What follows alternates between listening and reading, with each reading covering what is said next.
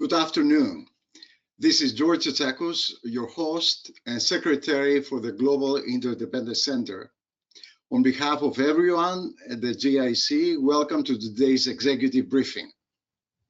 For 38 years, GIC has delivered an annual conference on timely topics that involve monetary and trade matters.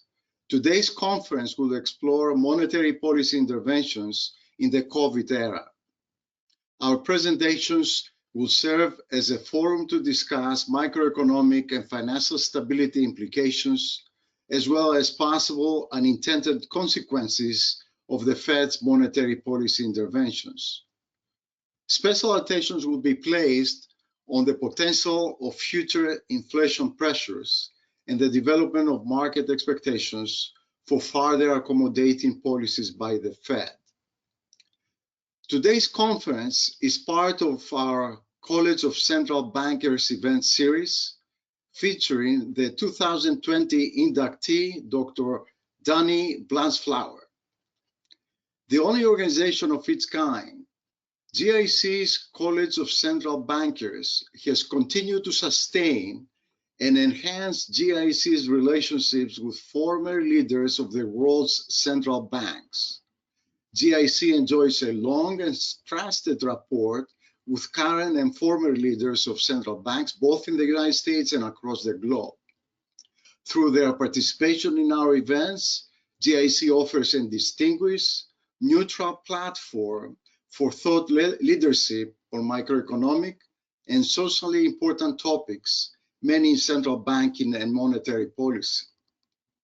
More recently, GIC announced the induction of two new fellows, Roger Ferguson, the former vice chairman of the Board of Governors of the US Federal Reserve System, and currently the president and chief executive officer of TIAA, and Katarzyna Zandel-Kurozoa, a former board member of the management board of the National Bank of Poland.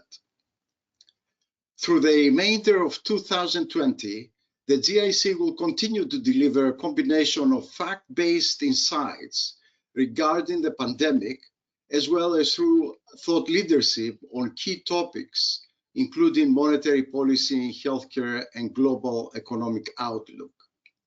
The goal of these free webinars is to provide an impartial, unbiased forum where key topics can be explored and help decision makers like all of you prepare and plan. For today's program, I want to thank Peter Gold and Michael Papaioannou, members of the organizing committee, for their support and insights in putting together this conference. As a reminder, today's event is being recorded. The replay and slides will be available on the GIC's website later on today. Today's program will include 4 presentations by Danny Blanchflower, Mickey Levy, Michael Gapen, and Mark Zandi. Now, I'm very delighted to introduce to you our first speaker, Danny Blanchflower. Danny is a labor economist, professor of economics at Dartmouth College. He's also a research associate at the National Bureau of Economic Research and visiting professor at the University of Stirling in UK. He makes frequent media appearances. He is a Bloomberg TV contributing editor, and he writes often a column in the Guardian newspaper. For 3 years, between 2006 and 2009, he was an external member of the Bank of England's Interest Rate Setting Monetary Policy Committee. He is the 2020 inductee in GIC's College of Central Banks. With an extensive research record, Professor Blanchflower has recently published an interesting book by Princeton University Press with the title, Not Working? Where have all the good jobs gone? I would like to know the answer. With that, I will turn it over to our first presenter. Welcome, Danny. The floor is yours. Hopefully, they'll find me on the screen. Golly. Can you hear me? Ah, there we are. I can hear you. Can we find that? Sorry, can you do that again? I've lost it. Someone. I do have your voice, but I don't see your. Oh, here you are. Oh, there I am. Okay. And can we get my slides now, please? Hello. Nice to talk to you. I'm hoping to see some slides. Oh, there we go. Well, thank you. I'm going to talk a little bit about what I see to be entirely crucial, which is actually the labour market. So we can just go to the next slide. You don't have to read all of these at once. This is the long body of research that I've been doing. And it seems to me that the labour market, which is the market for people, in a sense, the market for good jobs, is kind of crucial. If you look back to the 2008 recession, the NBR called the start of the recession in December 2007 based upon the labour market. And much of, I think, what happened in 2015 to 18 by the Fed was actually a lack of understanding of actually where the labour market is. And I'm going to talk a bit about that.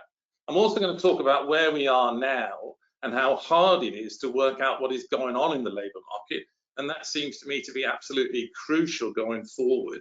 And then I'm going to talk a little bit quickly at the end about one of these papers that I've been doing with my colleague Andrew Oswald, which just came out a month or so ago, which is about the consequences for those who are left behind and the consequences in some sense of what central banks do, given that the interest rate in the north and the south and the west and the east is the same for everybody. And if you buy assets, that has an impact on asset holders and non-asset holders. And we have to deal with the possibility, in fact, that many people have been left behind. And if you argue that you're at full employment, well, you ought to think people will be doing pretty well. And I'm going to show you some shocking statistics. These papers are actually about underemployment. So if we can go to the next slide. Underemployment seems particularly important because it seems to me that actually between 2015 and 2018, the Fed wrongly took the view that the US labor market was at full employment, despite the fact that there was missing wage pressure. So there was basically no wage pressure as the unemployment rate comes down from 6 to 5 to 4, and essentially no wage pressure. And my judgment and the book that I've written is about the fact that actually the unemployment rate was no longer an adequate indicator of labour market slack. And I've worked my whole life on the relationship between wages and unemployment, and I have a book called The Wage Curve and other things. And I'm going to show you a little bit at the end, showing you that actually no longer is the unemployment rate an appropriate measure. Actually, what you need is a measure called the underemployment rate. And to put it technically for people, I mean, this is a fundamental error, it seems to me, and the reason for saying it about central banks is they've got to get the labour market right.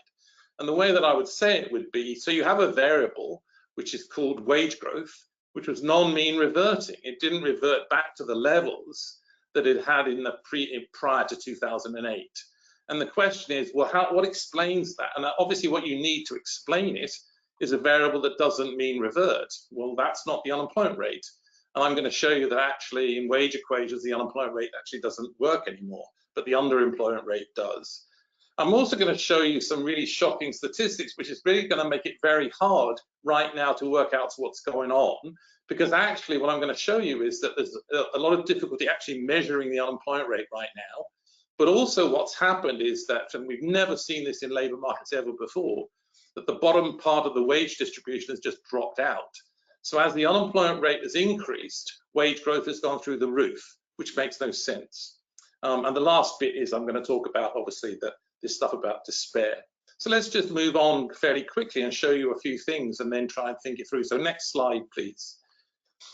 So this slide is about what I'll call U3, which is the BLS's Bureau of Labour Statistics measure of the unemployment rate.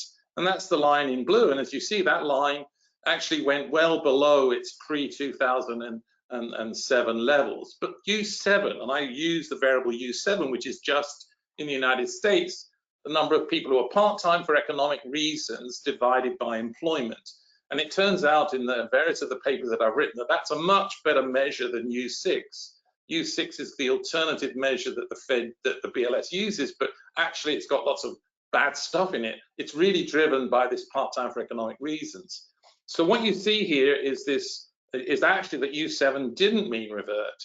And all the time, every time the Fed started to raise rates between 2015 and 18, saying we're close to full employment, I would scream and say, no, you're not. You don't understand the labor market. We're nowhere near full employment. There's not going to be wage growth. And if you raise rates, you're going to tank the economy. And my judgment is that they made a huge error and they had to backtrack between 2018 and February 20 and made the economy weaker than it should have been and ended essentially a growing recovery. Okay, can we go on? Next slide, please. So this is the series I want us to just think about. So the series that I like, if everyone wants to look at wages, the best series is actually weekly wage growth of production and non-supervisory workers. We have that through the 1960s, and it isn't pulled up to the right-hand side by high wage workers. So it's about 80% of private sector workers. And what you see here is this series to the right, which is that as the my U7 index does fall and the unemployment rate falls, but actually what you see from 2018 on, first of all, you get to 2018 when December 2018 when they made the last rate rise, wage growth was still nowhere near what it would have been conditional on the level of the unemployment rate. And then what you see from 2018 to 2020, despite the fact that people keep saying that the US economy was at full employment, was that actually wage growth then started to fall.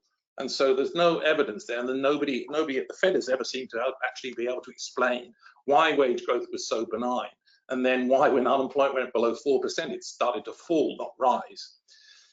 And it's because U7 told us that we were nowhere near full employment. Okay, can we go to the next one, please?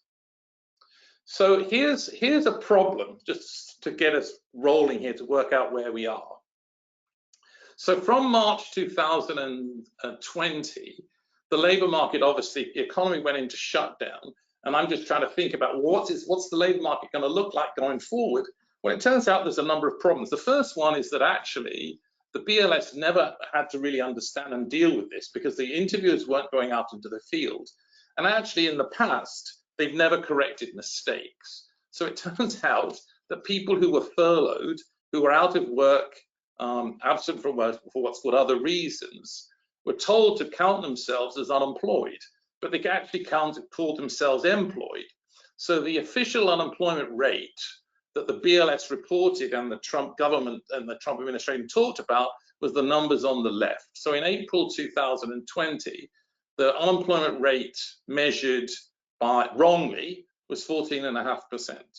But the actual number, when it was done correctly, was 19.7, and the dilemma from many of the statistical agencies is what to do. We've never had this before. So you see a number like 7.6 in September, and the true number is 8.5. And the latest data, you get to 6.9, but actually the adjustment gets you to this.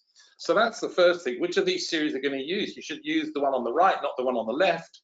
But the BLS is in a dilemma. What does it do in this pandemic? But here's the thing, the big puzzling thing going forward. Can we go to the next one?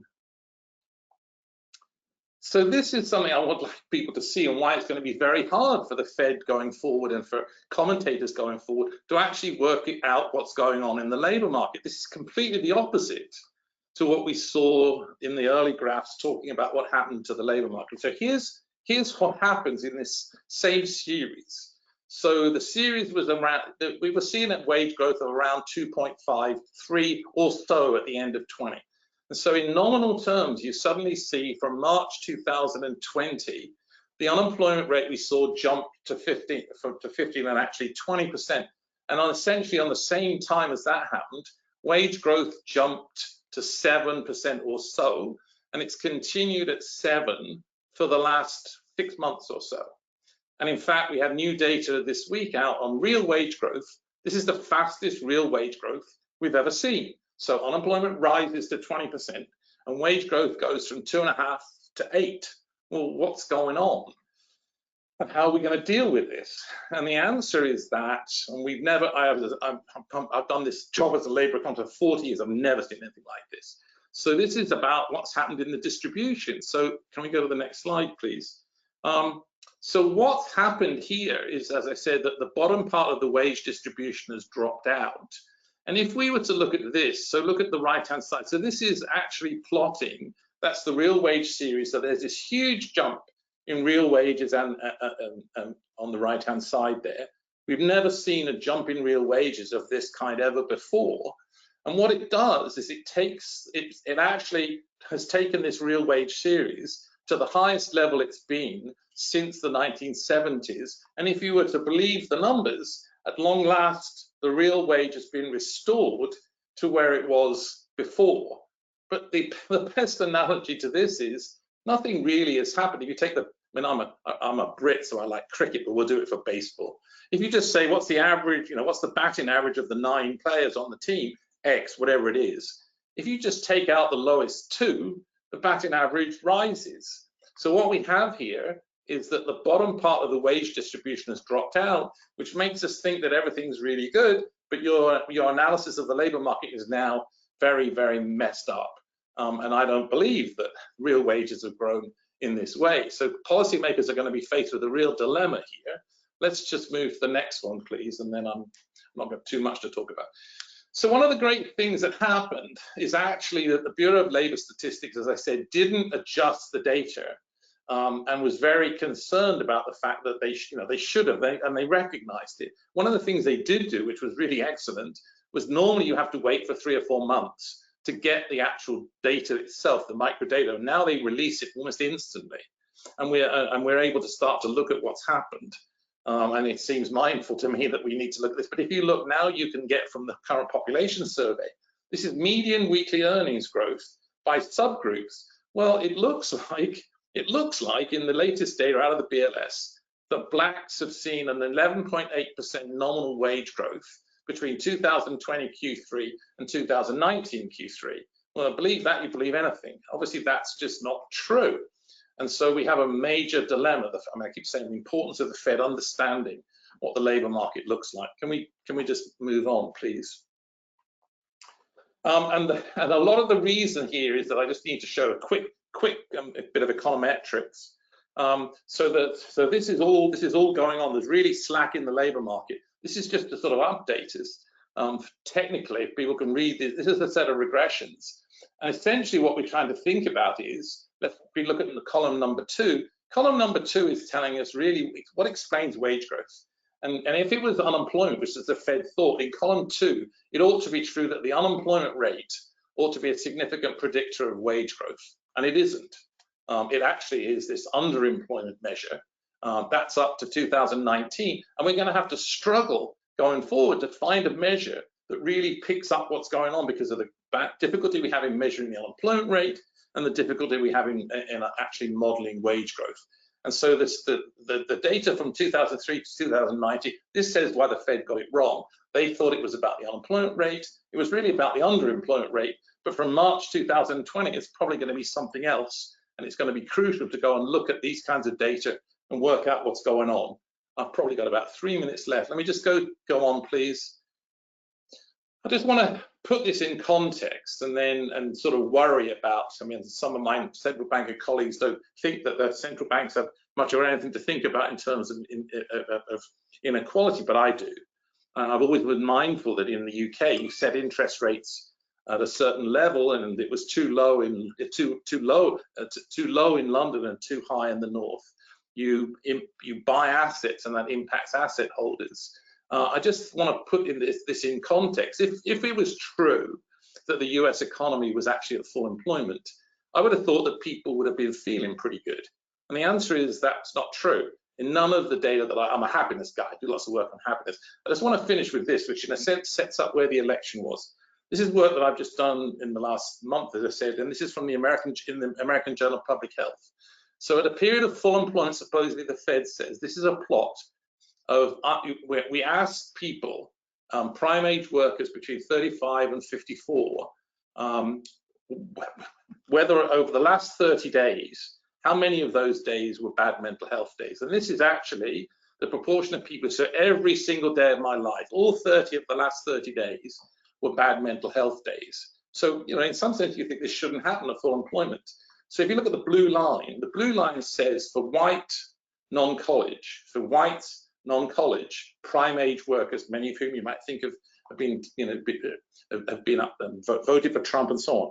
What you get here is in 2019, 1 in 8 say that every single day of their lives is a bad mental health day.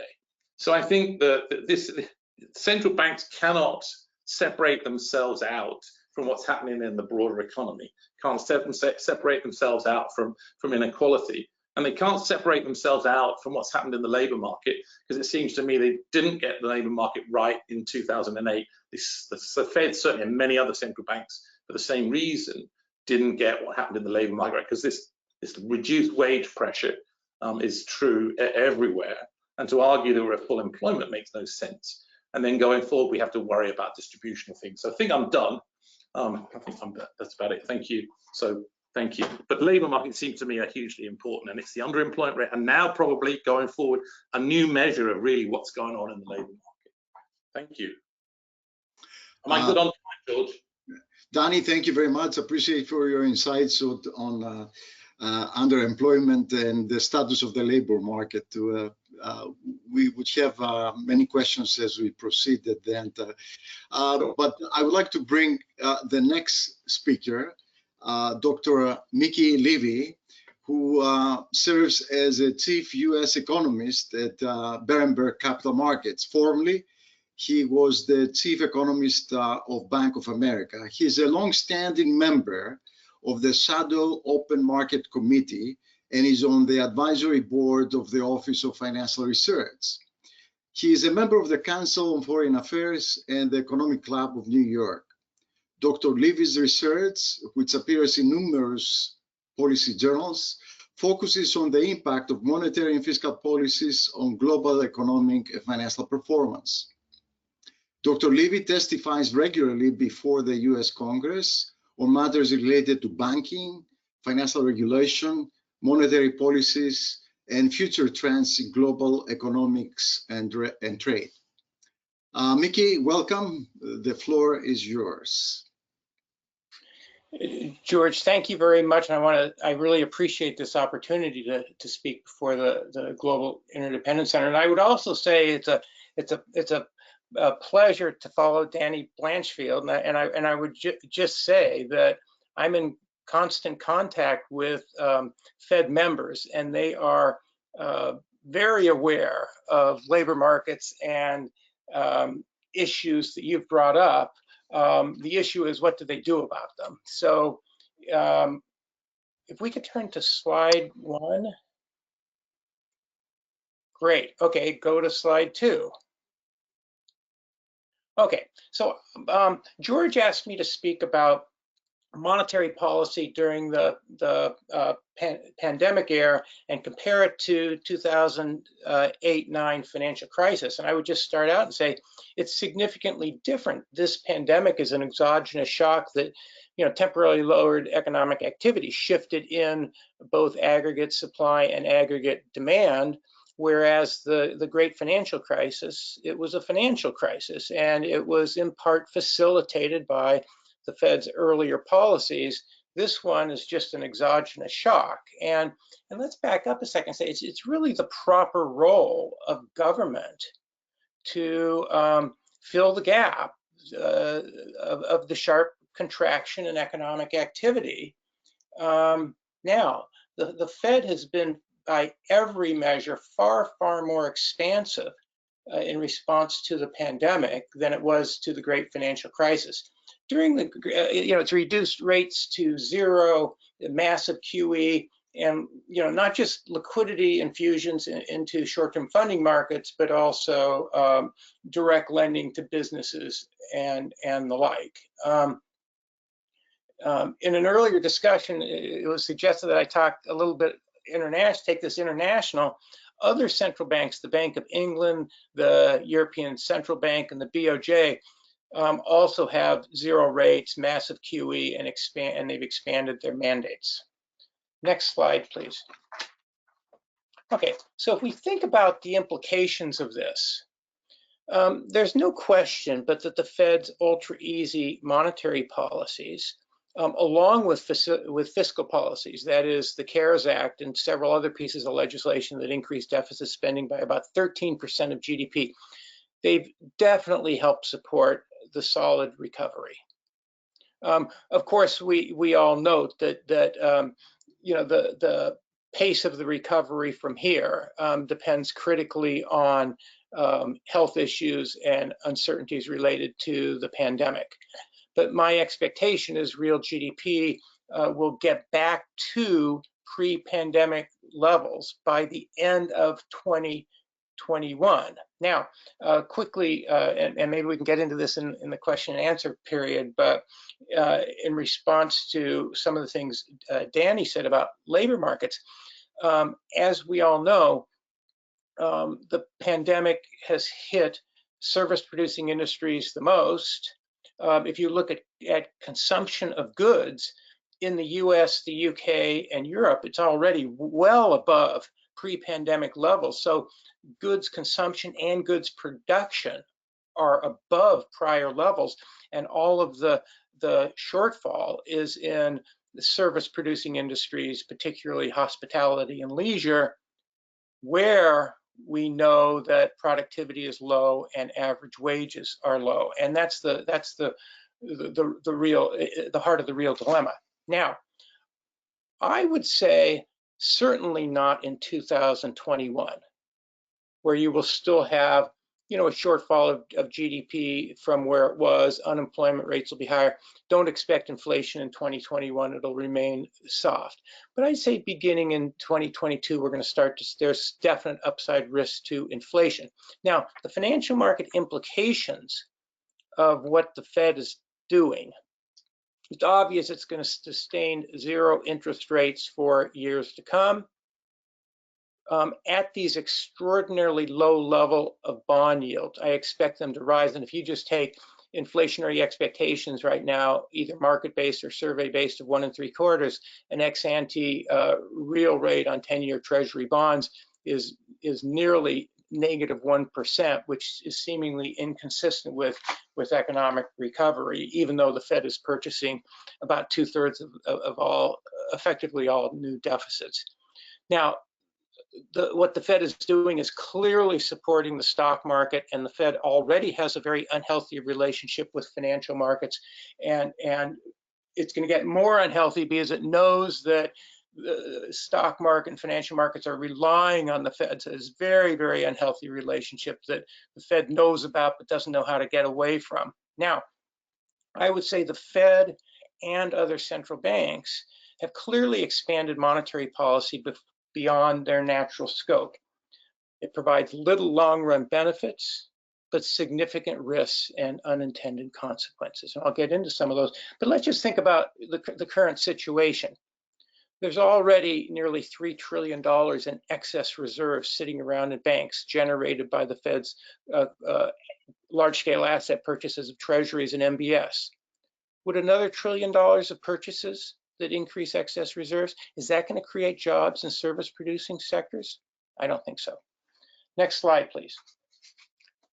So this just shows a compare and contrast of where we were pre-2008-9 and where we were going into the pandemic. Okay, before the 2008-9 crisis, we had, you know, solid economic growth, but it was a debt-financed housing bubble, and inflation was actually a concern. It was above 2%. Inflationary expectations were higher. In contrast, in 2019, we had soft economic growth. Consumers were doing okay. Housing was so-so due to insufficient supply. But you had an industrial slump that was consistent with the global trend. And there were low inflation concerns. I wasn't concerned about it, but the Fed was clearly concerned about inflation and inflationary expectations being too low. Pre-financial crisis, China and the global trade were booming. Commodity prices were rising.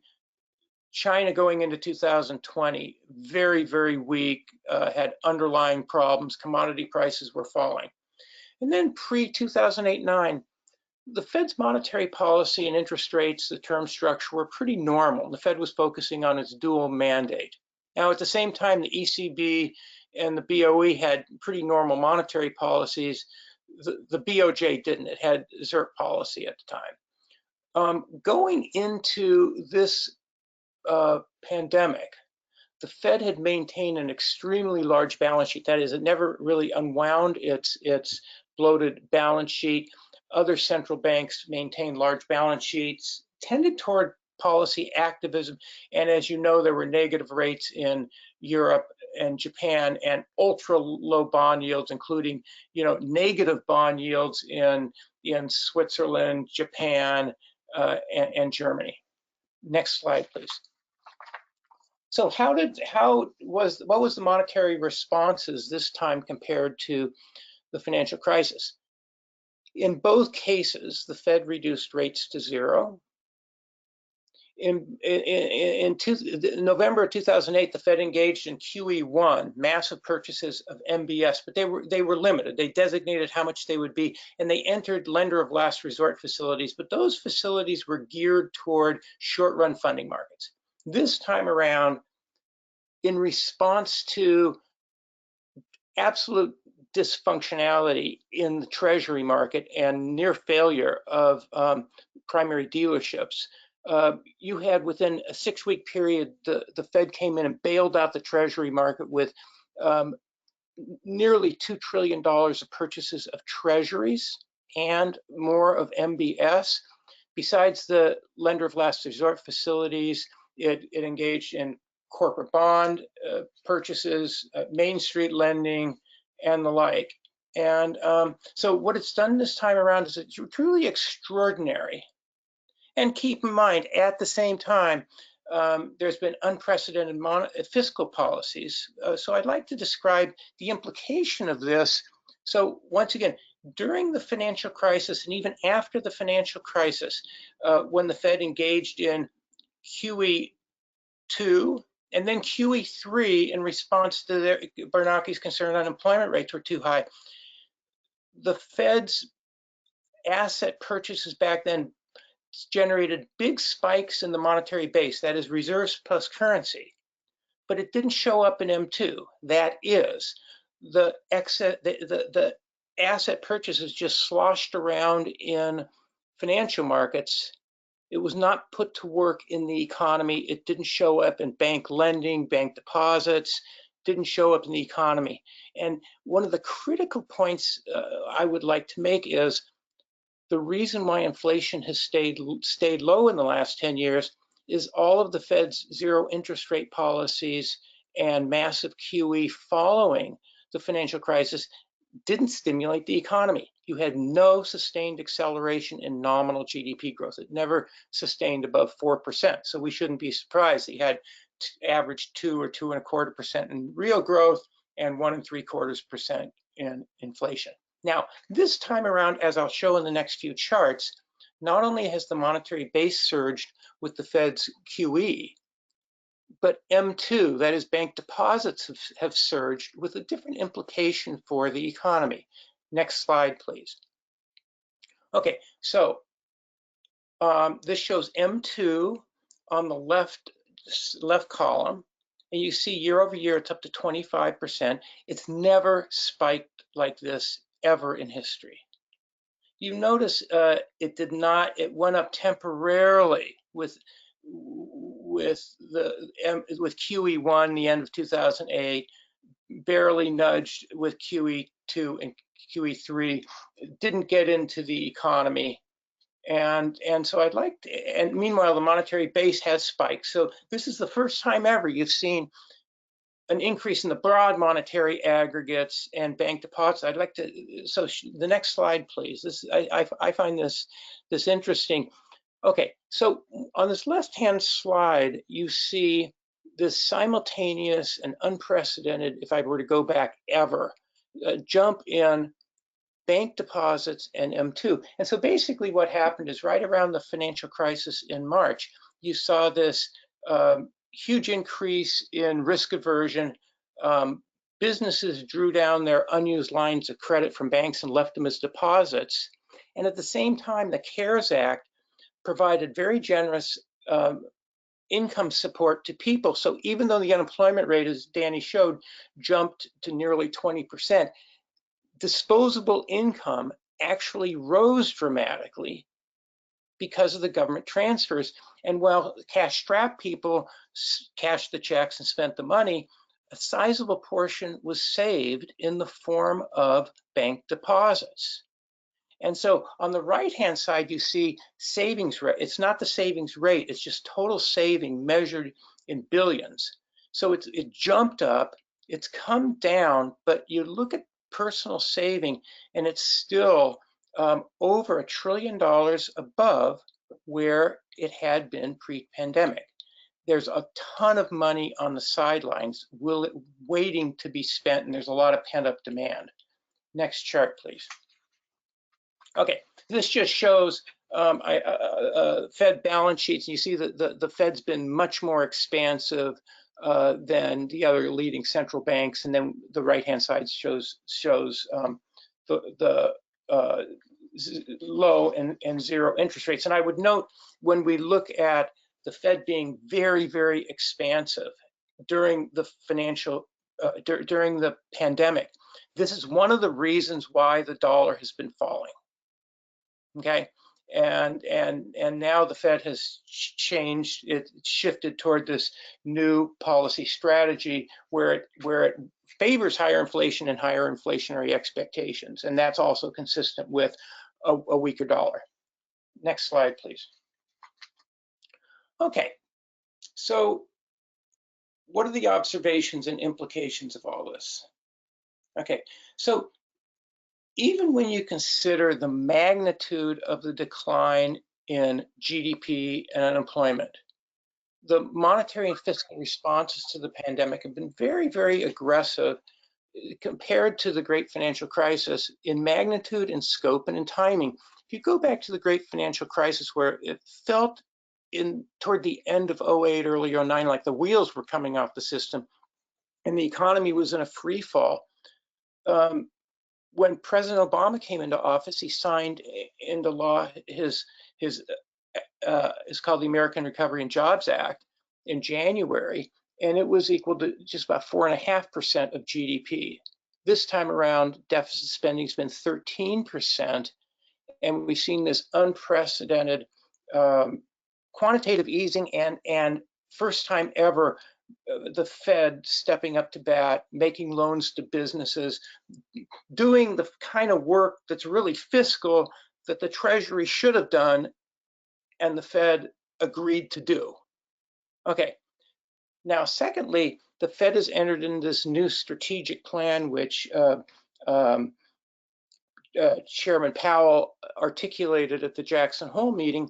And basically what this plan is it's a reinterpretation of the dual mandate, where it's decidedly asymmetric, where the Fed has this asymmetric catch-up policy where it favors higher inflation and higher inflationary expectations. And at the same time, it has reinterpreted its employment mandate to maximum inclusive employment. And the interesting point here is I certainly favor maximum inclusive employment, and I think that's a laudable goal. And but then the question is, can monetary policy achieve it? And if other policy tools in fiscal and regulatory, training, education, if those are on the sidelines not helping, and we try to achieve maximum inclusive employment just with more and more quantitative easing and sustained low rates, it's not going to work, and there could be unintended side effects on the downside. So I want to get to this point. Will the Fed's ultra easy policies actually stimulate the economy? And this is critical, because if we think back over the last 10 years, and this gets to a lot of the issues that Danny brought up, the Fed not only has never explained why wages did not go up in response to seemingly low unemployment, but it absolutely didn't explain why it failed to generate higher inflation. And I think one of the critical issues here is, once again, all of the Fed's QE and zero interest rates failed to generate an acceleration of nominal spending. So after Bernanke's, remember when Bernanke rolled out QE3 in August of 2012, he said, okay, we're going to pump in a ton of liquidity and tell the markets we're going to keep rates really, really low, and that's going to stimulate risk-taking and pump up financial asset prices, and all that's going to stimulate the economy. Everything worked, except it didn't stimulate the economy. In the 4 years after that, nominal GDP growth didn't accelerate above 4%. So what's interesting here is if you take that modest growth in nominal spending, that's basically business top line revenue growth. So if you're CEO of a business and your revenue growth is just modest, you know that if you try to raise wages, you're going to lose if you try to raise product prices, you're going to lose market share.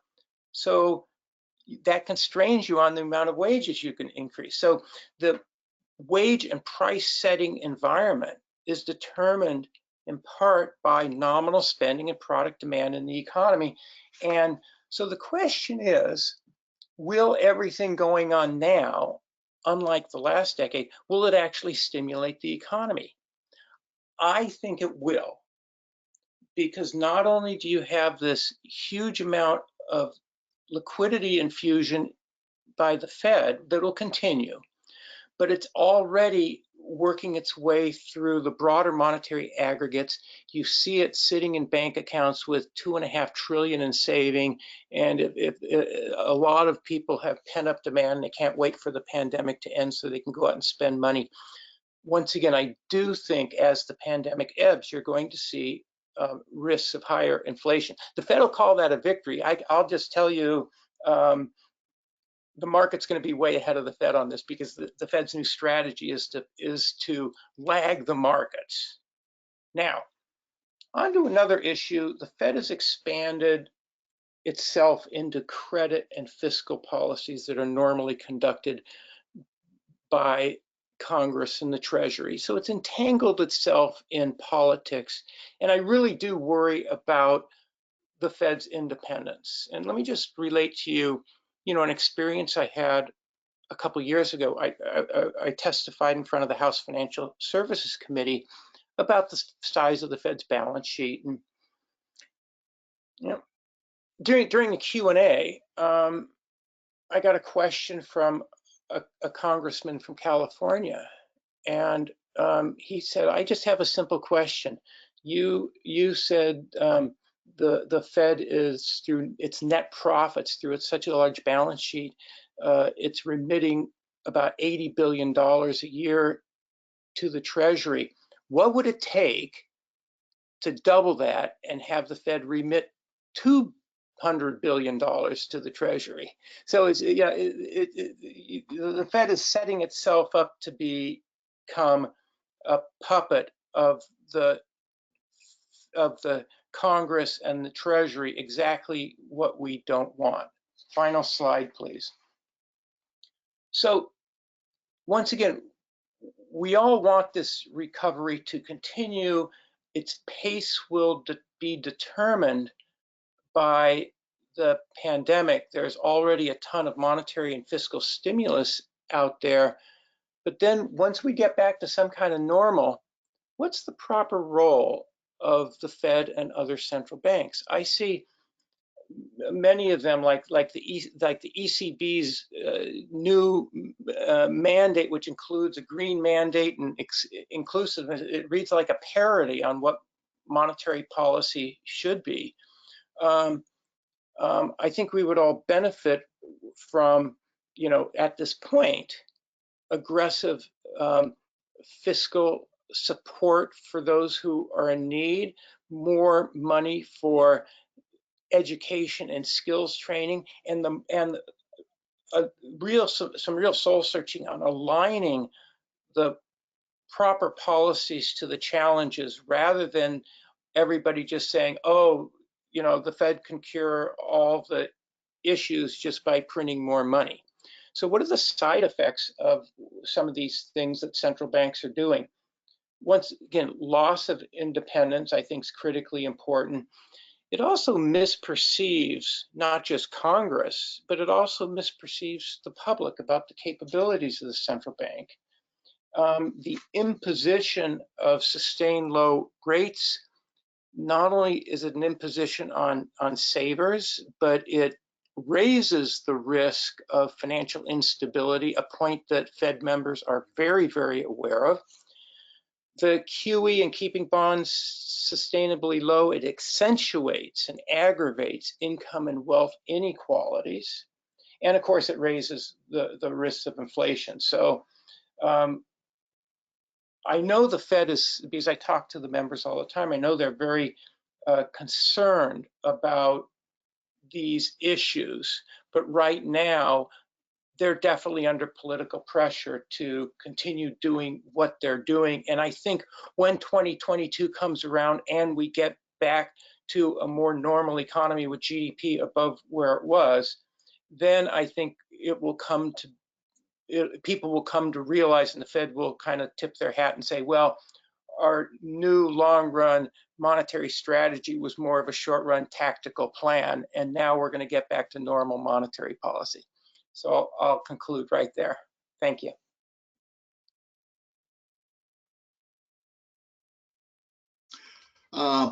Thank you very much, Mickey. I will ask you to join us after the completion of all the presentations in the Q&A session. And at that time, I will remind you if it is possible to turn on your camera. But next, let us hear from Michael Gapen. Dr. Michael Gapen is a managing director and head of the U.S. Economic Research at Barclays. Based in New York, Dr. Gapen is responsible for the firm's outlook for the U.S. economy, and in particular, U.S. monetary policy and the impact of financial markets on the economy. He joins Barclays in 2010 after serving on the Board of Governors of the Federal Reserve as section chief responsible for monetary and financial market analysis. In that capacity, he assisted the board and the FOMC in the formulation of monetary policy and the Federal Reserve's response to the financial crisis of 2010. Prior to that, he served as an economist with the International Monetary Fund. Welcome, Michael. You have the floor.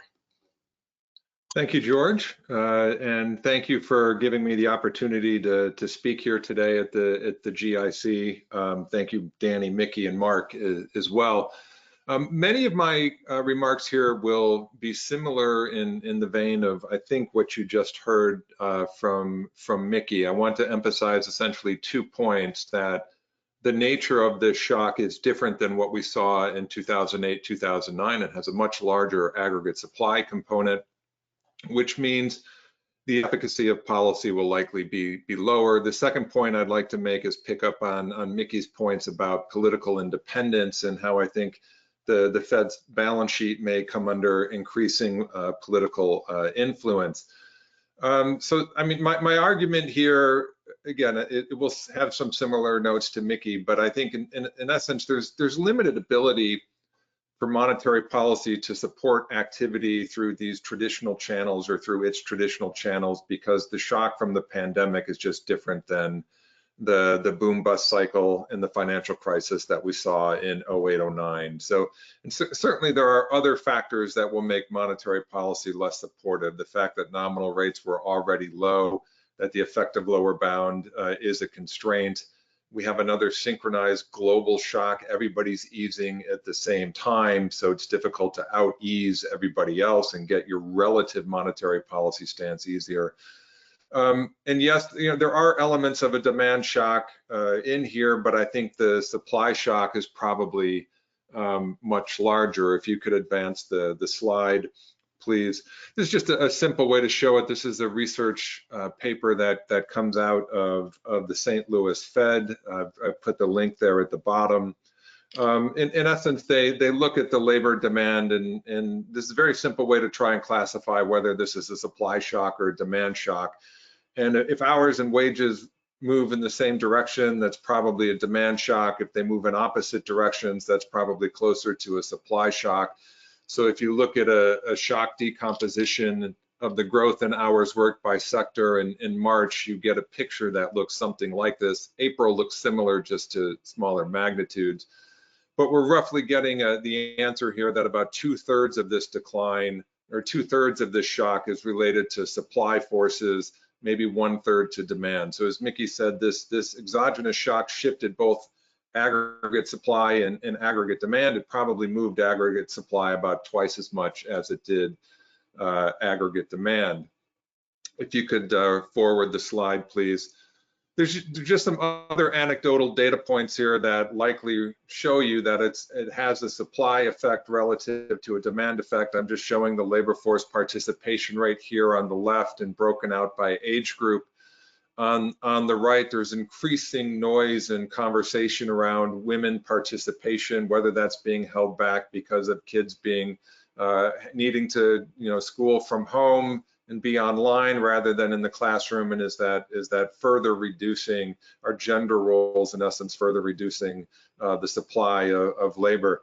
Here, Danny made a very excellent point to me prior to the presentation. He said, if you look at countries in Europe, it's exactly the opposite. Participation is higher, not lower. So perhaps my conversation here is more specifically related to the US in the way that fiscal benefits come through more unemployment benefits, and we're not given directly as payroll support from governments directly to businesses, which I think in Europe and the United Kingdom probably held participation rates higher than they are in the US. So I think there's probably differences in how we provide benefits and structure of labor markets. But in this case, my only point here is to show that it has, I think, very strong elements of a supply shock to it. You see other anecdotes. I'm not showing the data here, but the number of permanent job losers is now about 4 million, or at least classified as non-temporary unemployed. That's up from about 1 million entering the pandemic, although it's still well short of the 6 to 7 million that we saw coming out of 08-09.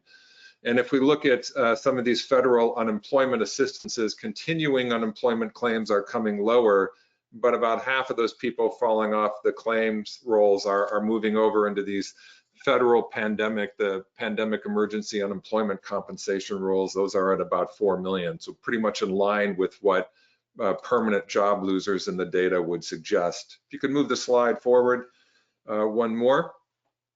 Here on the left, this is just the Dallas Fed's Mobility and Engagement Index. Each gray line is a state.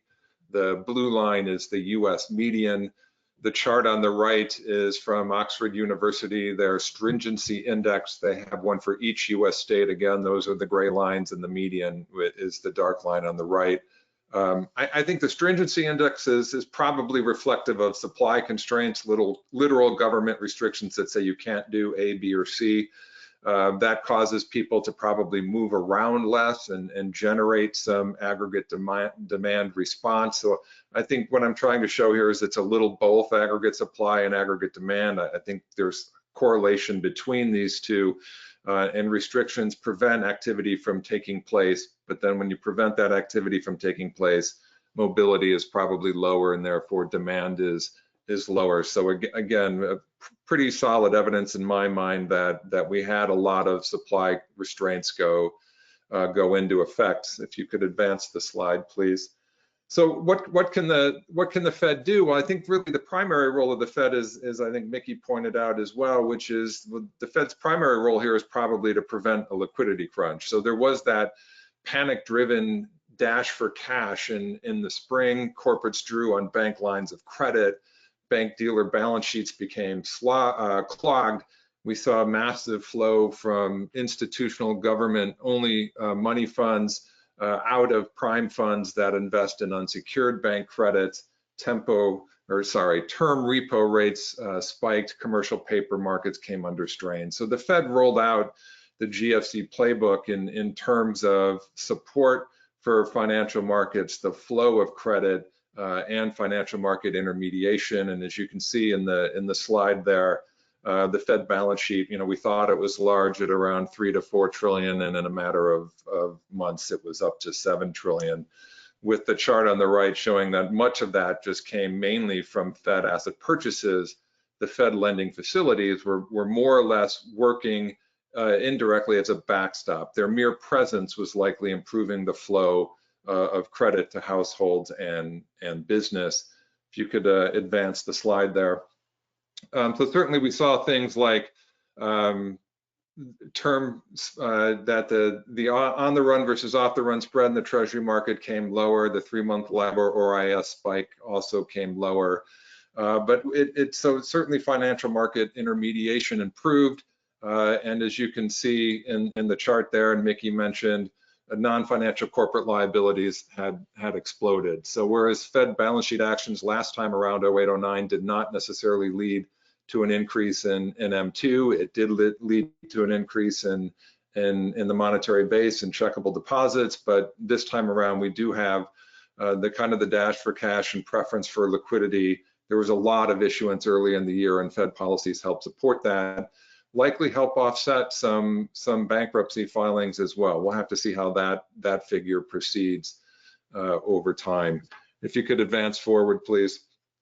And again, I think I'll echo what Mickey said here, that fiscal transfers were very helpful in replacing lost wage and salary income. So there is a tremendous amount of pent-up demand. I'm showing these data points slightly different than Mickey did for you, but you can see personal income remained, surged and has come back down. And obviously that looks very different than what's happened in wages and salaries. And cumulatively, yes, there's probably over $1 trillion, somewhere between $1 trillion and $1.5 trillion in excess saving available to households that could be repurposed should the economy rebound more quickly. So could you advance the slide, please? So in terms of how the Fed responded, look, I just think it's more of a supply shock than a demand shock. We really can't ask the Fed to do too much in this situation. I think this is primarily a health crisis first and a fiscal policy crisis second. The Fed's probably acting in a third tertiary support role, mainly through its effect on financial markets and the flow of credit. There's just less out there to get in terms of aggregate demand. It is certainly true that the goods sector has rebounded quickly, and maybe easy Fed policies have supported that. So the fact that spending on goods is above where it was in February, and the rebound in factory output, the reduction in mortgage rates and demand for refinancing. There are channels through which Fed policy is working on demand, but we're largely a services-oriented economy. And my only point here really is to say, I just think it's harder for the Fed to act in support of the economy in this particular case, given that it's probably more supply than it is demand. So if you could advance the slide. What I'd like to do is, for just the second half of my time here, is to get at what George was really encouraging us to do, which is think about what are the long run implications of these policies, and are there unintended consequences? And I've structured this in the form of 3 slides with 3 open questions, provided some quotes that others or board members themselves have provided. This one in particular comes from Bill Nelson from the Bank Policy Institute. Bill and I used to work together at the Federal Reserve Board. And this is a quote that he gave out in a note. You can find all of his writings on the BPI website. But here he's talking about the risks to the size of the Fed balance sheet and the threat from political independence, that the Fed used to have more of a corridor system, and therefore you couldn't just have the balance sheet couldn't just be too large. There were restrictions against that. Now the Fed has in essence a floor system. It's been operating that for most of the past decade. You can debate whether the floor is IOER or the reverse repo rate, but essentially the Fed's constrained from having too small of a balance sheet and a floor system not too large. So the only limit on the Fed's balance sheet in the floor system really is determined by what the Fed pays on interest on reserves. I mean, I think here that it's hard for the Fed then to push back if there's a desire for the Fed to finance large deficits. There's not much of a constraint in terms of its floor system in doing so. So as Bill said here, for example, if supporters of expansionary fiscal policy say, don't worry about it, the Fed's going to step in there and buy assets, it has become more difficult and complicated for the Fed to explain why that it can't do that, and why the costs of doing that show up in financial markets, if you will. So I think switching from a corridor system to a floor system in some ways makes it harder for the Fed to control the overall size of its balance sheet. So you can argue, I think, as Mickey has said as well, is there a threat to the Fed's political independence? And I think the floor system is one factor behind why that possibility has arisen. If you could turn to the next slide, please. The second question, I would say this is more about the flow rate of purchases on the Fed's balance sheet. If the first question is about the level or the size of the Fed's balance sheet, this is more about an issue related to the flow of the Fed's balance sheet purchases. This is a quote from Randy Quarles, who was engaging in a virtual event at the Hoover Institute. He was quoted by Bloomberg and others as saying more or less the following. So, I mean, we know the Fed is saying that it's buying asset purchases for two reasons. One is to support the monetary policy stance, but the other is sustain the smooth market functioning and help foster accommodative financial conditions, right? So it was in the Treasury market and MBS market, buying to support functioning. Dealer balance sheets had gotten clogged. And so one way you can help dealers intermediate is to pull some of these less liquid securities off their balance sheet. And improve the flow and the churn and the capability of dealer balance sheets to intermediate in the Treasury and MBS market. But Randy Quarles, who again is Fed Vice Chair of Supervision, said, look, the Treasury market is getting larger and may very well get even larger in years to come as deficits get larger. And he said there's an open question about whether there will be an indefinite need for the Fed to participate as a purchaser to support market functioning. So as a standby, backup, or even permanent purchaser of Treasury securities in order to improve market functioning. So again, this isn't me saying it. It isn't former Fed staff saying it. This is somebody who's Vice Chair of Supervision on the board. So his point is that it could just be a simple fact of the future that the Treasury market's too large right now to function well without Fed engagement. So again, the Fed may have difficulty pulling back from asset purchases, both because of the floor system that it has in place, which doesn't put as many constraints on the level of the balance sheet. It may also be constrained in terms of pulling away from asset purchases because the Treasury market may be too large, and therefore it may not function well when the Fed's out of it. So certainly these two issues bring exit risk concerns or taper tantrum concerns. So one has to do with the size of the Treasury market. The second has to do with the floor system versus a corridor system.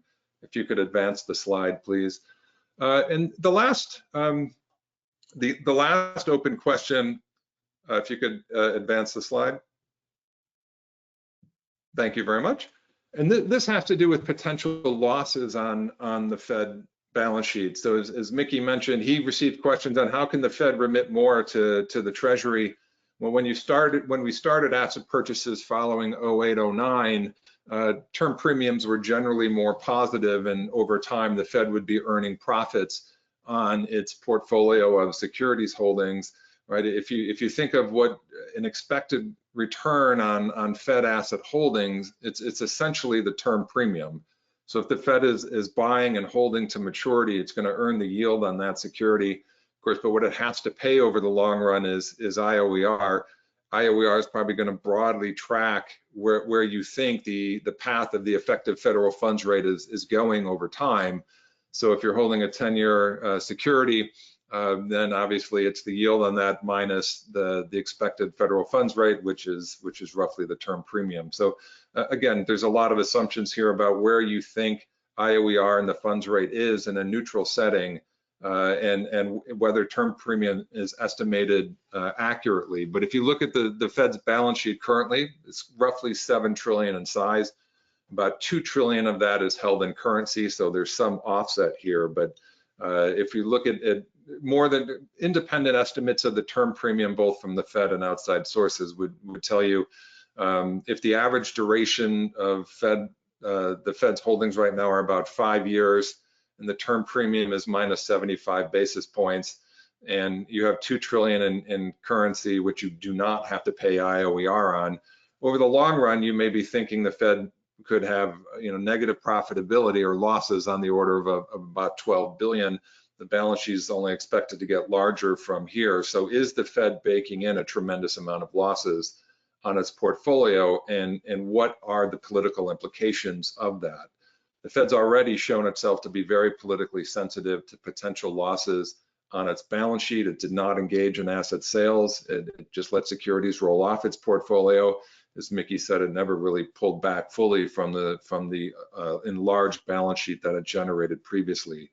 So these would be my concerns. Let me just wrap up here by saying my main points to the audience here today are, one, I think, which is fairly obvious, supply shocks mean monetary policy is just not well suited to combat the pandemic. I think the Fed and other central banks were better suited to respond to the crisis in 08-09.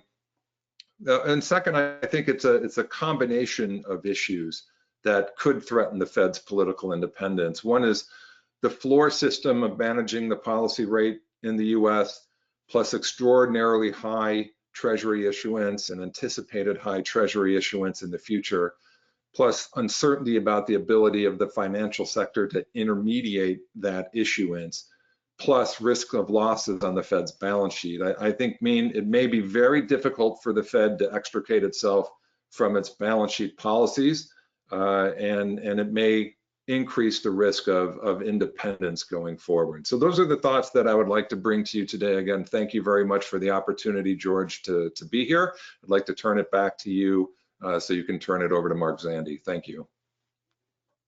Thank you very much, Michael, and indeed very interesting thoughts, and I guess puzzling decisions in the future for the Federal Reserve. But let me bring now Mark Zandi. Mark is the chief economist of Moody's Analytics, where he directs economic research. Moody's Analytics is a subsidiary of Moody's Corporation and is a leading provider of economic research, data, and analytical tools. Dr. Zandi is a co-founder of Economy.com, which Moody's purchased in 2005. Mark is on the board of directors of MGIC, the nation's largest private mortgage insurance company, and is the lead director of Reinvestment Fund, one of the nation's largest community development financial institutions, which makes investments in underserved communities. Mark makes frequent media appearances, and we are very happy to have him here in Philadelphia, and we are very pleased to have you with us. And you have the floor, Mark. Thank you, George. I want to thank you for the opportunity to speak to this group today. It's really a pleasure and honor. I'm trying to remember, George, how many times have I participated in this event? I think I've done this at least a couple other times. I'm sure I was right. Only three times. But this event has been for 38 years. So, 3 times over 38 times or years, it's a very short period of time, I guess. Well, thanks for having me, and I really appreciate the opportunity. It's great to be on the panel with Mickey, Danny, Michael, a great group of folks, and it's just an honor to be with you. And thank you for the 2 hours to speak, George. Very kind of you. No, only kidding. I think you told me 20 minutes, so let me know if that's if I'm overdoing it. Well, I'm going to spend my time providing an assessment of the Federal Reserve's policy response, both monetary policy and regulatory policy response to the pandemic. And I'm a fan. I think the Fed has done a yeoman's job here, key to keeping the economy together as well as it's been kept together.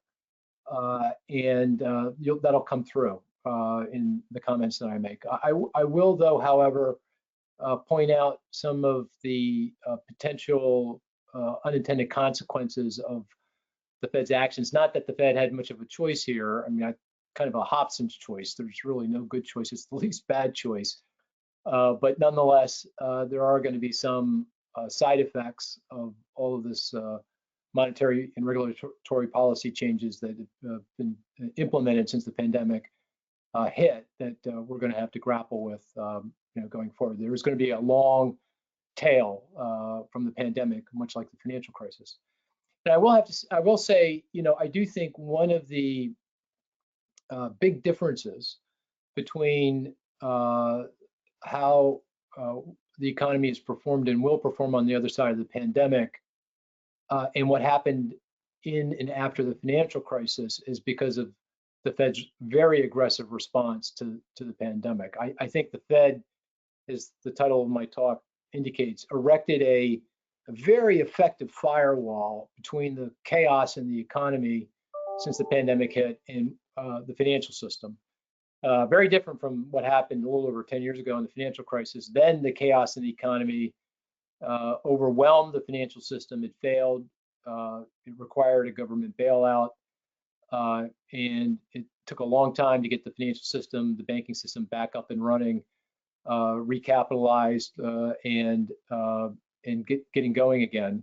And that's a key reason why the financial crisis was as severe as it was, but perhaps more importantly, looking forward, why the recovery after the financial crisis was so painfully slow and it took us so long to get back to full employment.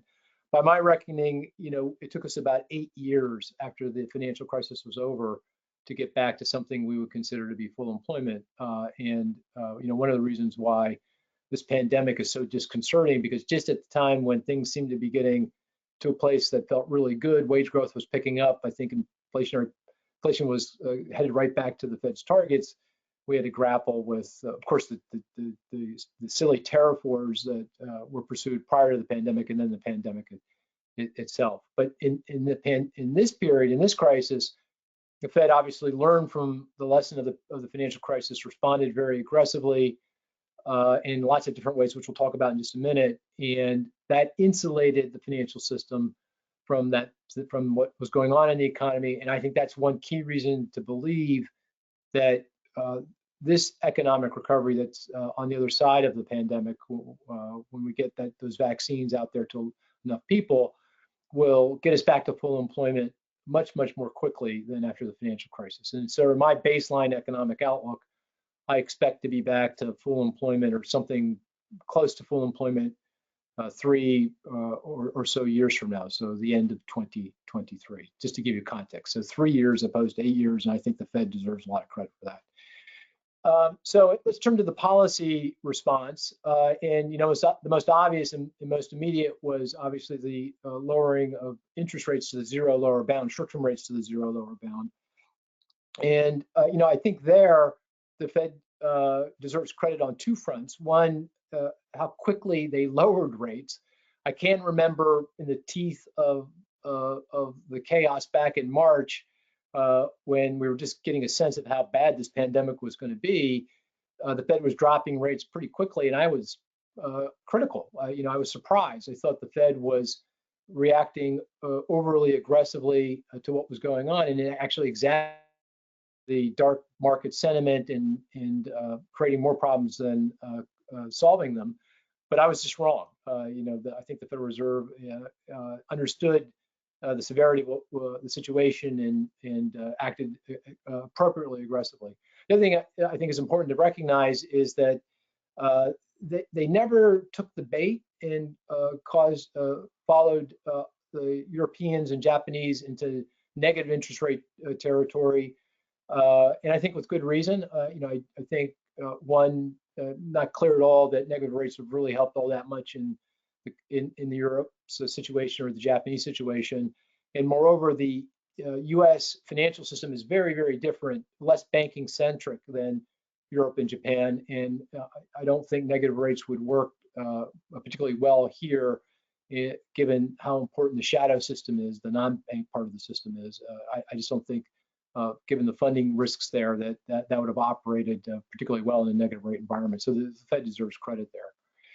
The Fed has also obviously been working hard to keep long rates down. If you move to the first slide in the deck, and I've only have a few slides, obviously very aggressive with their quantitative easing efforts, purchases of treasuries, mortgage-backed securities, GSE, Fannie Freddie securities. This gives you a sense of how aggressive the Fed has been during the pandemic relative to the several rounds of quantitative easing that occurred in and after the financial crisis. And this has been instrumental in helping to support the economy. lots of different channels. Obviously the revival of the equity market has a lot to do with the quantitative easing efforts and the resulting lowering of long-term interest rates. The housing market, I mean, I'll go so far as to say the largest upside surprise to me during the pandemic has been how strong the single-family housing market has been. Now, obviously, that goes to the shift in preferences away from rental living in big urban areas to single-family home ownership rental in suburbs, exurbs, and small cities and towns due to the effect of the pandemic on work from anywhere and the shifts in the way we live and work. But clearly, record low 30-year fixed mortgage rates, I think they're going for 2.75%, has been key to a surge in refinancing activity, which has been very important in helping household cash flow and obviously helping to support the single-family housing market. We've got a data point today on single-family home sales, as strong as it's been since pre-financial crisis, and a lot of that goes to the Fed's actions in terms of lower interest rates. Clearly, one of the potential negative consequences of this action is that the Fed now is kind of sort of all in, and I think Michael was kind of making this point in his talk on supporting deficit financed fiscal policy. So the Fed is obviously purchasing a significant share of the Treasury issuance and mortgage securities issuance, which in effect is backstopped by the federal government, because Fannie and Freddie are in conservatorship, and of course Ginnies are government backed through Ginnie Mae. So that may make it very difficult for the Fed to allow long-term interest rates to rise, and ultimately that needs to happen. They need to normalize for many reasons, but least of which it's only when long rates rise, when Treasury yields start to rise, that policymakers, fiscal policymakers, lawmakers will be able to connect the dots between, deficits, debt, and the economy. Without that visceral link through higher interest rates, I don't think policymakers will ever be able to do that. They won't be able to generate the political will necessary for us to have the kind of fiscal restraint we will ultimately need down the road, and our deficits and debt will be a lot larger. So the Fed did what it needed to do, very successful in supporting the economy, but one of the side effects here might ultimately be making it much more difficult to address our long-term fiscal issues, which are mounting very rapidly. And by the way, this is the dynamic that's not only kind of unfolding here in the US, but it's unfolding everywhere across the planet. Same kind of dynamic between central banks and governments everywhere, and it does set the stage for a potential sovereign debt event or crisis at some point down the road when the economy has improved. A second bucket of policy responses the Fed used to respond to the crisis that I think have been highly successful is around regulatory policy in its efforts to ensure that the banking system has continued to remain rock solid and continue to provide credit to the broader economy, to households and to businesses. They've done that in a number of ways. They've limited dividend payments and share repurchases. They've required the larger banks to engage in stress testing. A lot of my work these days is around helping those large global financial institutions engage in the stress testing process. And so I know firsthand how difficult that's been, several rounds of stress testing.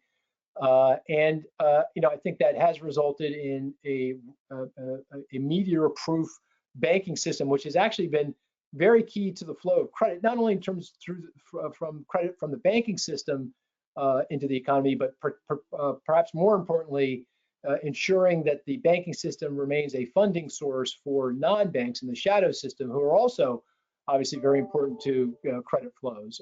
In fact, just to give you a number, almost half of all credit to the non-financial corporate and household sector today in the US comes from the shadow system, the non-banks, and they rely heavily on funding markets, the repo market, but they also rely on lines of credit from the big banks.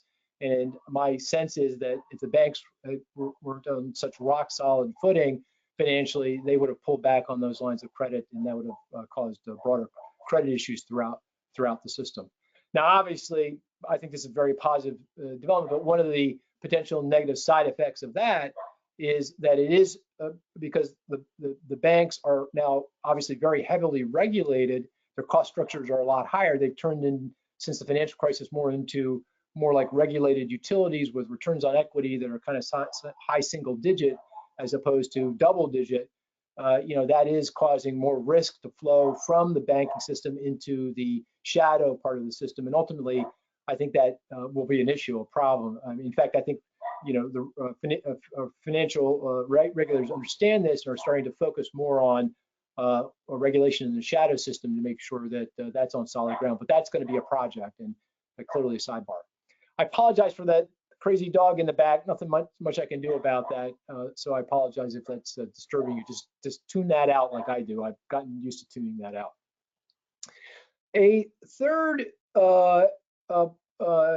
change, a large set of policy responses that the Fed is engaged in to support the economy during the pandemic is really a pretty substantive one, and that's the change in the Fed's monetary policy framework, something they did a few weeks ago, which if you think about it, is all they said basically was, we're going to keep short-term interest rates pegged to the zero lower bound until the economy's back at full employment, and we're going to be pretty sure we've got some humility here. We don't know what full employment is, and we're going to make sure we're at full employment, wage growth accelerating, inflation going back to target and above target before we actually begin to normalize short-term interest rates, and also inflation above the Fed's 2% target on a consistent basis. In some sense, this is not that big a deal. It's just basic arithmetic. I mean, if you want inflation expectations to be nailed down at a 2% target, and you have a business cycle that argues that at some point you're going to need inflation that's above the 2% target on a consistent basis to offset the periods when inflation is below that 2% target. Otherwise, inflation expectations will never get to 2%, and actual inflation will never get to 2%. So, it makes perfect sense from that perspective. But it is a sea change in the conduct of monetary policy, and they did implement that just a few weeks ago. And I think the message there and the signal there, and you can move to the next slide, is that they are now providing crystal clear guidance to markets with regard to how they're going to conduct policy for the foreseeable future. I mean, they're telling us point blank, as clear as day, that they're not going to allow short-term interest rates to normalize until we're at full employment and inflation is above that 2% target. And you can kind of see the benefit of that in financial markets here, the volatility in markets, and I'm just showing that here by looking at a simple standard deviation of the 2-year Treasury yield, which is kind of a good barometer of investor expectations about future monetary policy. That's come way in and is about as low as it's been over the period that I'm showing back to 2000. And I think that goes to, in significant part, this change in the monetary policy framework. Now, one of the potential side effects of that, negative side effects of that, is once you get inflation, actual inflation above 2%, and you maintain it there for some period of time, and again, that's what the Fed is saying is their objective here, it's a pretty hard needle to thread to get inflation to come at some point to come gracefully back down to that 2% target. Now, I think it's a lot easier for the Fed to get inflation down. It's pretty obvious how they do that. A lot harder to get inflation back up. So I think this is the right policy to pursue.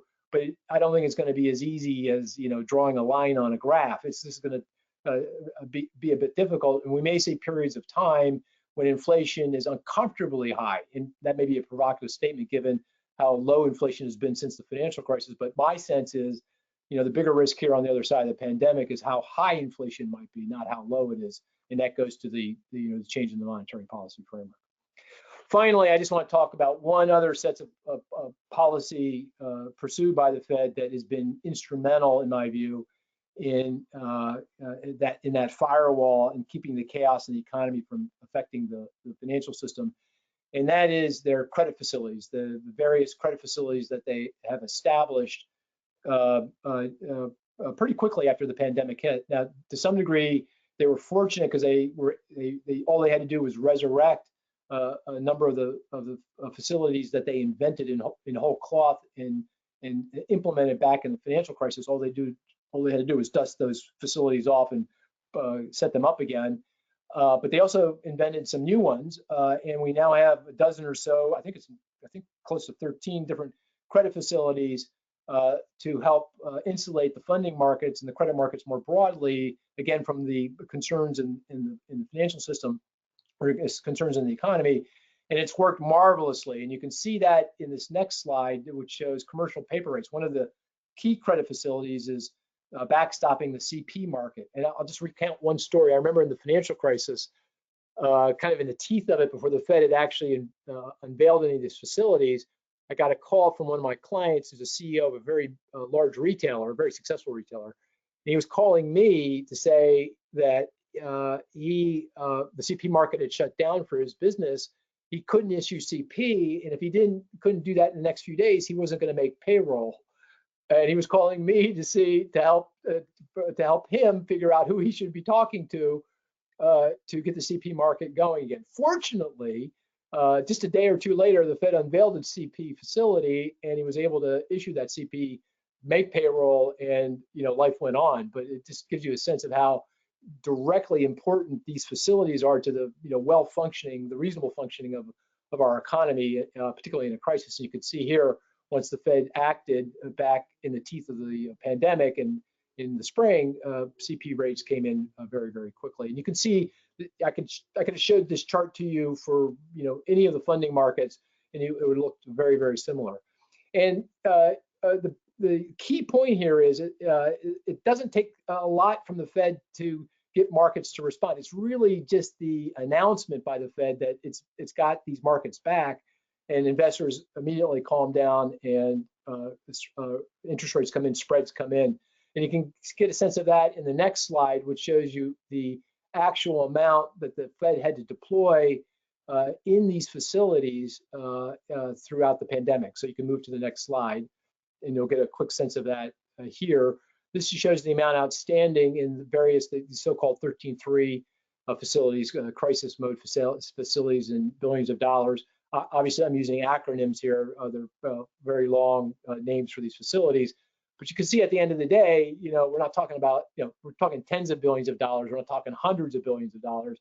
And it worked its charm incredibly well, and got those again, those credit spreads in, which allowed for continued bond issuance and credit flows. And we never really saw any significant disruption to credit markets, to the credit of the Federal Reserve. Now, here's the risk, and that is, if you turn to the last slide in my deck, there is a threat of ending these facilities, in my view, very prematurely. As you may know, each of the facilities are backstopped by equity provided by the Treasury. In many cases, as shown here, many of the facilities the Treasury got its funding for that equity from Congress. The CARES Act, that's a large fiscal package that was passed back in March, appropriated money to give to Treasury to provide that equity to backstop these facilities, because the Fed can't take credit risk. But under the CARES Act legislation, these equity backstops will expire at the end of this year, December 31st, 2020.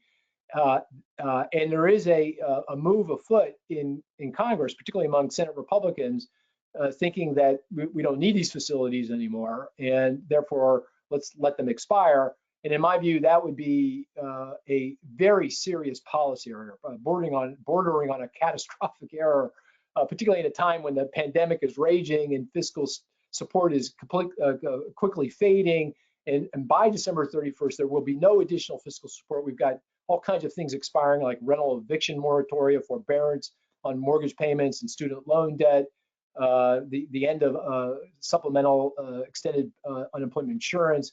So this would be a very serious error. It'd be like taking down that firewall I described just at the time when the fire is coming again, and you run the risk of overwhelming the financial system and exacerbating what's going on in the broader economy. So hopefully, cooler heads will prevail here. We'll figure out a way to, the Fed and Treasury will figure out a way to extend these facilities so that they don't expire prematurely.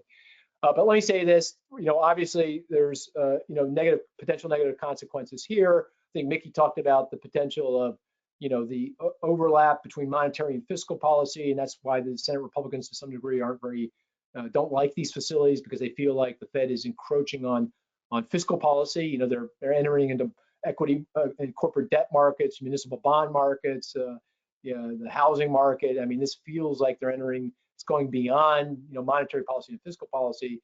And the other potential side effect here is that you may be keeping companies and businesses going that really should be winding down or really significantly restructuring because their business models don't really work. So when Carnival Cruises can issue debt at 5 or 6% and kind of navigate through and survive, maybe that's not a good thing in the long run. It doesn't allow our economy to adjust. And at the end of the day, one of the strengths of the U.S. economy is its ability to adjust to shocks, and we may be limiting the prospects for that. But let me end by saying, I hear all these potential problems, and there are going to be problems to deal with. But in the here and now, in the middle of a pandemic that's raging without any fiscal support, I think it's up to the Fed to continue to play the role that it has and provide all the help that it can to make sure that we navigate through to the other side of this pandemic. So George, I covered a lot of ground there. Hopefully it was helpful, and I'll turn the conversation back to you in the group. Yes, and thank you very much. Great presentation, Mark. We really appreciate that. And now we are going to turn to our audience for Q&A. And I want to remind everybody, all of you in the audience, if you have any questions, please enter your question on the question tab. Enter your question, write the question on the dashboard. You have a dashboard, so if you can help us, I would appreciate that. Already I have received several questions. First of all, once again I thank all the presenters for the great job that they did to give us their perspective.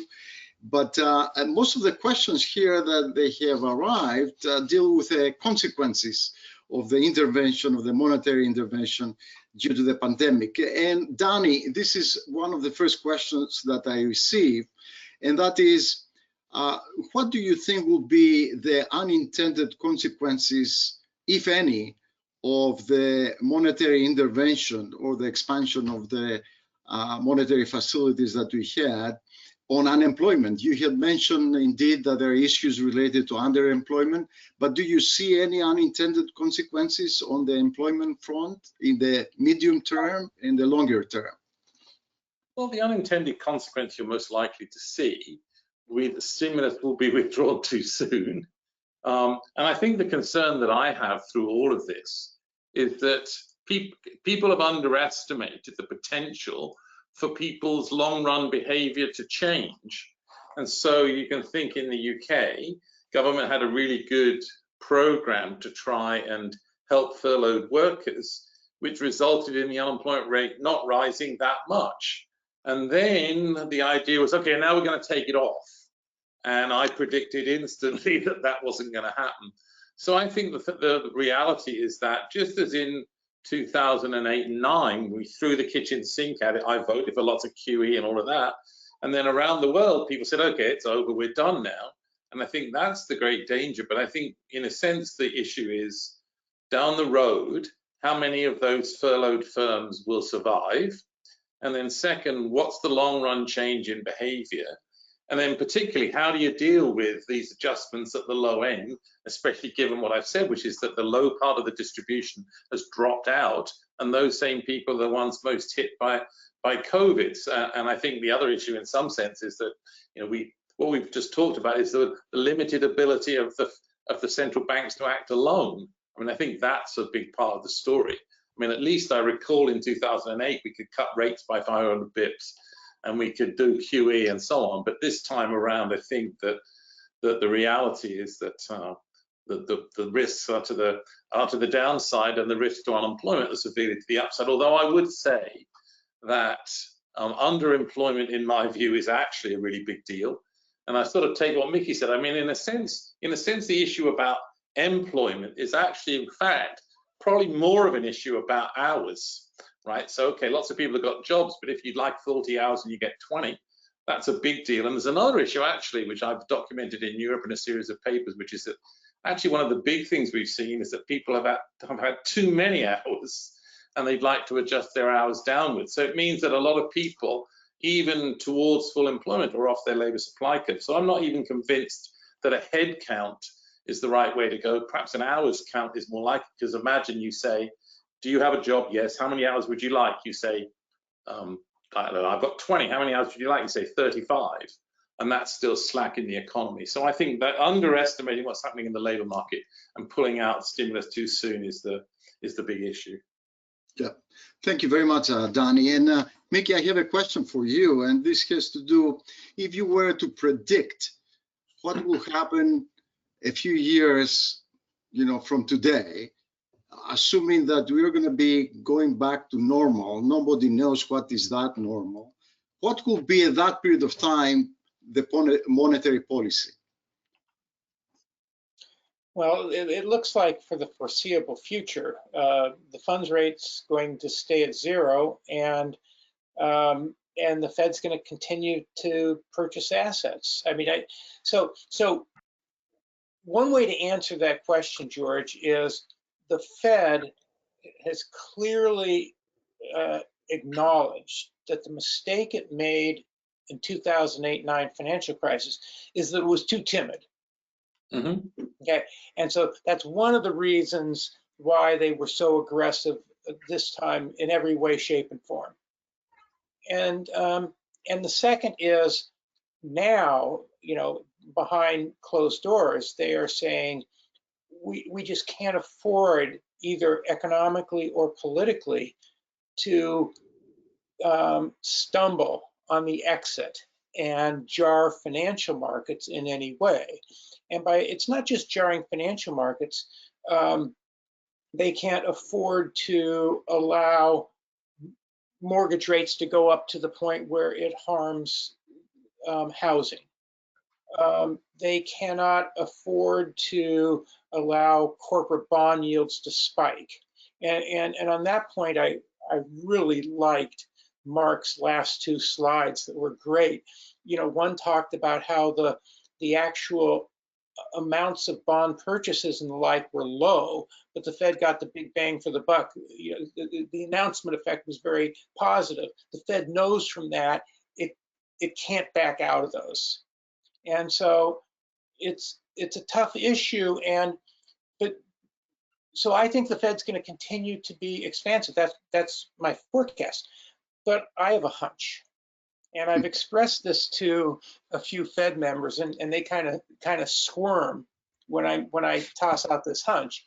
And Danny, you're going to maybe squirm a little too, because my hunch is not in 2021, but 2022, maybe 2023, we start to get that uncomfortably high inflation when the unemployment rate is still well above what the Fed perceives to be full employment, or when the Fed's, you could get a lot of things that, the distortions that anything can happen where you could get upward pressure on aggregate demand due to the monetary and fiscal stimulus that doesn't lift employment as much. And that would really put the Fed in a very difficult situation. Well, Mickey, I think Danny disagrees, and I would like to hear his view. I want to disagree with that.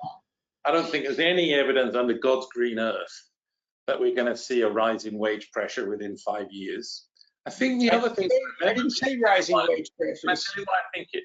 I think what's happened is how wages are determined has changed. It used to be determined at the external margins. The unemployment rate impacted, the unknown people out there impacted pay. I think what's changed, and my underemployment stuff is this, it's at the internal margins. Just think there's the insiders who work for your firm, and then there's this bunch of outsiders out there who come in on contracts and so on, and they're all underemployed. But the problem is that the pressure from those people on the wages of the people in work are from people they know.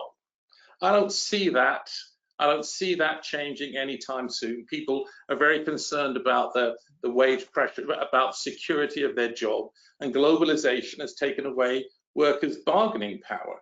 So how do you possibly think that's going to be transformed? Wait, Danny, I agree with you. I agree with you. The point I was making Misunderstood is, no, your response was all about wages. I was saying you could get inflation pressures with stronger aggregate demand, but still have employment below where the Fed thinks is maximum, and the Fed would really take that to heart under their new strategy. Where's the inflation pressure coming from? It would come from, it would simply come from aggregate demand. If you, that is, let's put it, you know, let's take an ex post view. Let's say you get a couple years in a row where after the economy normalizes, you get nominal GDP growth at 6%. And if potential's 2, you're going to get some upward pressure on prices. You're going to, you know, you're going to get higher inflation, and that could happen even when you have the Fed acknowledges that employment's not where they think is maximum.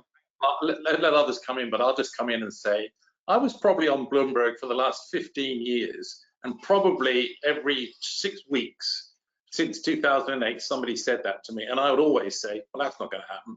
And then we do it again, and we do it again. What makes you think it's different this time? I don't see anything to sustain such a view, because it's the same exact view that everybody has said since 2008. We're 12 years in, and nothing happened. And I don't see any evidence anything's likely to change right now at all.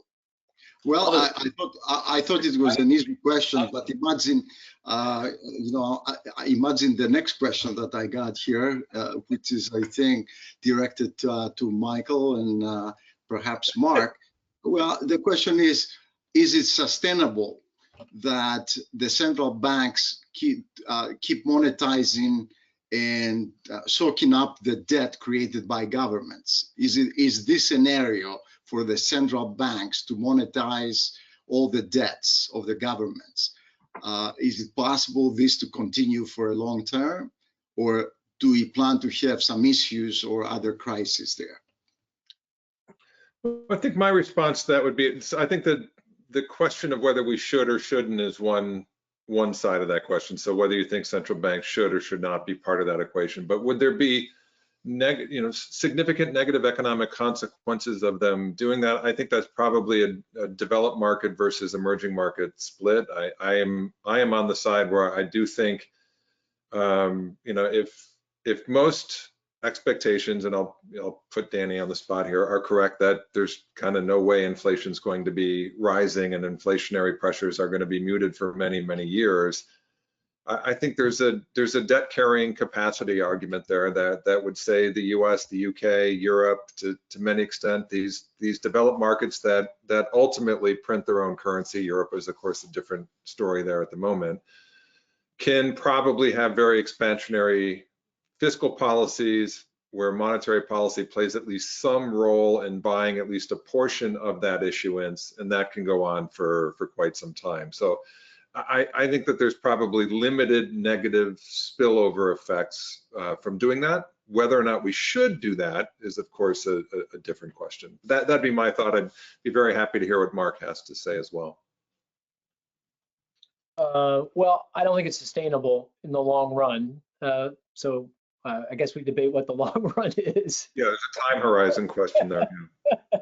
But you know, I think the dynamic is, you know, if you run large deficits in debt, you're going to have at some point very tight labor markets. Wage growth will pick up. I mean, that was happening at the end of the long expansion after the financial crisis. Wage growth was starting to pick up as we came into full employment. No. And no, we can debate it, but that, you know, but that's my read of the data, U.S. data in particular. And you know, ultimately becomes back, fell, was falling in the last 2 years. Was the wage growth path was falling? No, well, not, and no, I don't think so. I mean, the only places where it was falling was in sector. It was the wage gap. Wage growth was falling post 2018. I had it in my chart. Okay, so we can debate the facts, but my view is that wage growth was accelerating. Inflation pressures. Let me just finish. I'll finish. Okay. So that, you know, ultimately the you know, normal wage price dynamics will take hold. But let me expand the discussion a little bit beyond this debate over the facts, which are important, obviously. But there may be a couple of other dynamics post-pandemic that may add to inflationary pressures that we're not fully appreciating. One is, obviously the change in the Fed's monetary policy framework, I think, is a big deal. That's a game changer with regard to inflation. They want inflation, and they will ultimately get it. Second, they're not the ECB, they're not the BOJ, they are the Federal Reserve, and if they want inflation, they're going to get it. Second, the pandemic has resulted in a concentration of market share in a handful of companies across lots of different industries. The best example of that is retail. Mom and pop retailers are getting crushed. Mid-sized retailers are going bankrupt. Home Depot, Lowe's, Walmart, and Target are feasting on this. They're gaining market share, and they are going to use that market power on the other side of this when things settle down. And that means a higher underlying rate of price growth. And that dynamic in the retail sector, I think, is evident in many, many other sectors of the economy. And another potential post-pandemic dynamic that may be more important is we may get some price shocks, positive price shocks in goods and product markets. So because we've seen this rationalization of the supply side of a lot of commodity markets and product markets. Oil is a great example of that. That has not been an issue. It's not led to any higher prices yet because demand is so weak. But on the other side of the pandemic, we will see a pickup in demand that'll conflate with the rationalized supply. And so we might see like oil prices go from 40 bucks a barrel where it is today to 80. I wouldn't argue with you. And that kind of price shocks are, I know they're temporary, but if they happen at a time when all these other dynamics are taking hold, it could be the catalyst for, just higher rates of underlying inflation. So, weaker dollar, another potential, source of underlying inflation. The dollar has been very highly valued. The U.S. economy is, in any crisis, it benefits from capital inflow. That's going to go away. I'm not arguing for a collapse in the dollar, but broad trade weight is going down. So, I can construct a story that fits together reasonably well, where inflation is going to accelerate, and ultimately, this goes back to the question: if the Fed continues to purchase the debt and allow the fiscal policymakers to conduct aggressive expansionary fiscal policy, ultimately that's going to be a problem. Not today. I'm not arguing that today. And in fact, I think expansionary fiscal policy is exactly what we should be doing, and not next year, but 2023, 2024, yeah, that's going to be a problem. Can I just interject quickly? Sorry, I'll be really. If you agree with me. Only if you agree with me. I think, Mark, I take your point, but I think supposing you and I had this conversation in 2010, you probably would have said the same, right? Pretty darn much the conversation. If you think it's different, I want to hear. I think we'd have pretty much said the same, and we'd have been wrong, right? So the question is, why, if we say, looking 10 years forward, because we couldn't then, why do you think today? Do you agree? We pretty much would have said what you just said. Yeah, I think I said in my talk, the biggest surprise to me after the financial crisis was how low inflation and interest rates were. That was my biggest surprise. I don't think the dynamics that create higher rates of inflation changed. It's just that we had a period of very weak aggregate demand, much longer post-crisis, because of what happened in the financial system and because of poor fiscal policy. Fiscal policy short-circuited. And then by the time we were right on the verge of the normal wage price dynamics taking hold, Trump engaged in a very debilitating tariff war and trade war. And it sucked think about 2018, what was going on in 2018. He hit the economy in 2019 with the tariff war, and it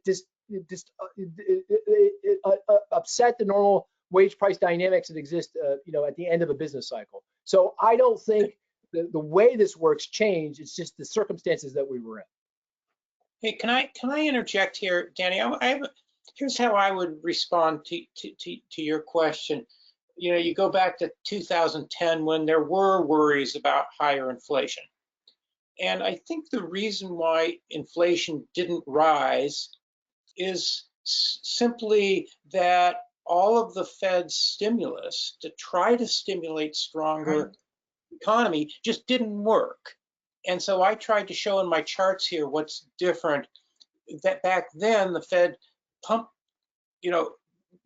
base money into the system, and it just sloshed around in financial markets and wasn't put to work in the economy.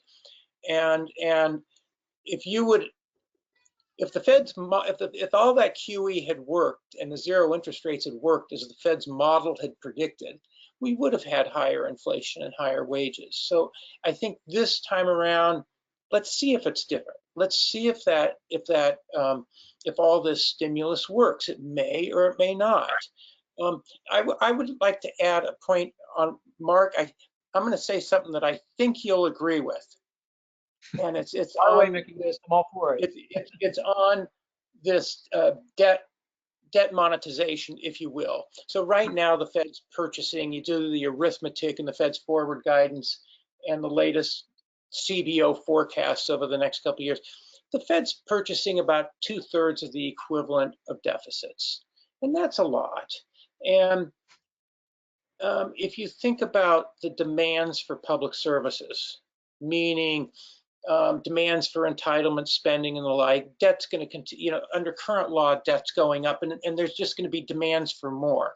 So I would just like to introduce one point, a simple point, and that is, regardless of whether the Fed continues purchasing or not, the critical issue for the long run is what you're deficit spending for. Simple. Yeah.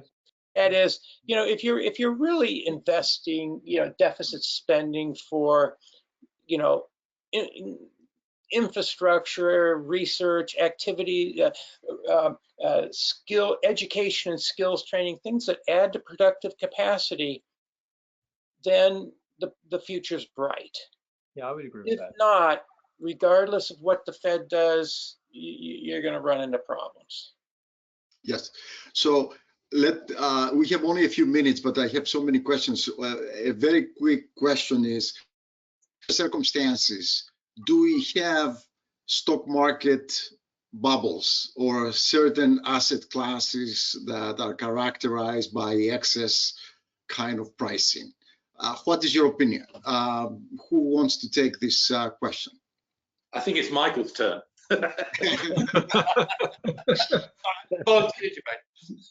I wouldn't say bubbly in the sense of like overconfidence, overinvestment, exuberance. I think my explanation has been, we came out of pandemic, households demanded goods. There was a strong shift towards, work from home kind of stocks. Those tended to benefit technology, biotech, other stocks that made up a very large component of the U.S. equity market, right? So it fuels the story that the U.S. equity market is not the U.S. economy. There are differences, and I think coming out of the pandemic with the strong demand for goods, what we're calling the nesting effect, you got to build out the home, shift towards durables, and then technology stocks are seen as kind of perpetual winners, to Mark's point, increasing the concentration in certain sectors, increasing the sectoral disruption in others. So I think that pendulum is going to likely swing back. If a vaccine is indeed coming and purchases start shifting back in the direction of services at least a little, I think equities can still do well, but there's going to be a tremendous amount of churn underneath. To me, that would look kind of healthy and rational. It's not that all boats are rising and damn the torpedoes and we're buying everything. I just think what the sectors that were seen as benefiting from the pandemic were driving valuations.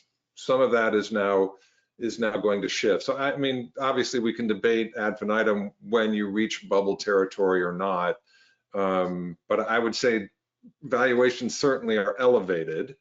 But given the pandemic and given, I think, a view of what we're calling a TINA asset allocation, there is no other alternative at the moment. I think our baselines are generally right, inflation adjusted global government bond yields are going to be low for a long time. So it's hard to argue then that you should be getting out of equities en masse. And again, we can debate sector, we can debate region, and so forth. But to me, it doesn't feel like a bubble. There are moments it felt exuberant, but it doesn't feel to me bubbly. Like it felt for several consecutive years from like 2006 up until the eve of 2008. That to me had kind of all the hallmarks. Can I add to that? I voted for QE. Sorry, Basically, sir? I voted for QE with one purpose, and that was to raise asset prices. To raise asset prices? To raise asset prices? Why? They were deflated, or they were not reflecting fundamentals? I always thought of the QE as, I mean, this is an issue about a bubble, but if you think QE is to basically raise risk in the market, raise asset prices, that will encourage people to do other stuff and then get the economy going. Once you assume that, then what Michael says is sort of inevitable, right? I mean, it's going to, you can direct it and so on, I mean, but the point of QE is to raise asset prices, and it's going to continue to do that. So Danny, yeah, I agree. And doesn't that put a lot of emphasis now on the Fed's forward guidance? If they're telling us we're going to continue doing that. Right. Yeah, potentially so. I If mean, the Fed says, are doing, right? Yeah, I mean, the Japanese and the Swiss and the ECB and stuff are across in other markets. You know, they're still big sectors too. But yeah, I agree, Mickey, of course. But I just think the forward guidance, I mean, their forward guidance has been so terrible. So why would you actually believe it? Okay, so I'm just saying, if the markets are convinced that the Fed's going to continue doing what it's doing, and inflationary expectations stay low, so bond yields stay low, then you want to own equities. You want to own any long-lived assets. Absolutely, I completely agree with that. Mark, the last comment from you. No, I agree with everybody. Particularly, I agree with Danny. I agree with Danny. All right, very good. Well, gentlemen, I really don't want to get on the other side of him. That's a dangerous thing to do. Very good, gentlemen. I want to thank you very much for spending time with us, discussing your thoughts, and you know, on behalf of the community, we thank you, and we hope you will join us in another program. And with that, I want to conclude the program by saying a few things. I want once again to thank Peter Gold and Michael Papaioannou helping me in organizing this program. Many thanks to Jill Fornito, our Executive Director of GIC, and Colleen Murphy, Communications Manager, for making this program a reality from the technical point of view. As a reminder, today's webcast and replays of all past episodes of the executive briefings are available on the GIC website.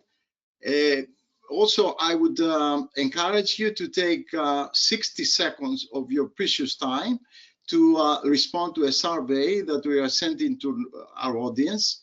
Your feedback is very important to us. Thank you for attending this event. Good afternoon.